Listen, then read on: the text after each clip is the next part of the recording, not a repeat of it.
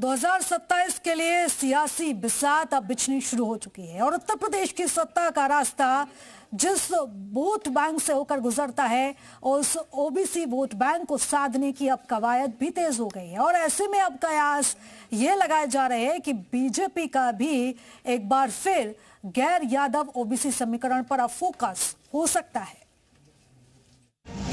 BJP का plan OBC. BJP ने OBC vote bank को लेकर अलग अलग जातियों के लिए विशेष प्लान तैयार कर लिया है।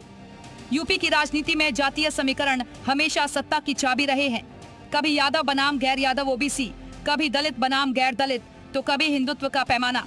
लेकिन अब 2027 की जंग में सबसे बड़ी लड़ाई ओबीसी वोट बैंक पर दिखाई दे रही है।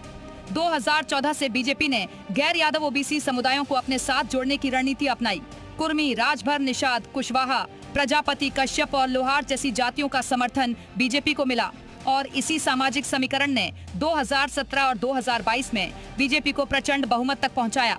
और अब फिर बीजेपी इसी फॉर्मूले की तरफ बढ़ती दिख रही है, क्योंकि बीजेपी की नजर अब उन छोटी लेकिन प्रभावशाली ओबीसी जातियों पर है जो संख्या में कम है, लेकिन दर्जनों सीटों पर चुनावी नतीजे तय करने की ताकत रखती है। 2014 से ये वोट बैंक बीजेपी के साथ रहा और इसका नतीजा ये हुआ कि केंद्र में भी और उत्तर प्रदेश में भी बीजेपी की सरकार बनती रही। राजभर समाज के नेता ओम प्रकाश राजभर, निषाद समाज के नेता संजय निषाद और कुर्मी राजनीति का बड़ा चेहरा अनुप्रिया पटेल पहले से बीजेपी गठबंधन का हिस्सा है। बीजेपी ने मौर्य, शाक्य, सैनी, निषाद, राजभर, गुर्जर और लोधी जैसे समुदायों को राजनीतिक प्रतिनिधित्व देकर अपनी पकड़ मजबूत की। लेकिन पार्टी 2024 के लोकसभा चुनाव को ध्यान में रखते हुए अब और ज्यादा मजबूती पर ध्यान दे रही है।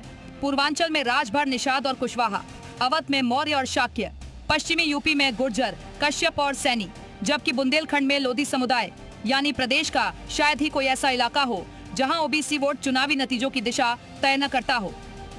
पार्टी का ये निश्चित मत हो गया कि जो कम संख्या वाले ओबीसी समाज के लोग भी हैं, हम उन तक भी अप्रोच करके किसी भी ओबीसी को नहीं छोड़ेंगे भारतीय जनता पार्टी के साथ जोड़ने के बिना।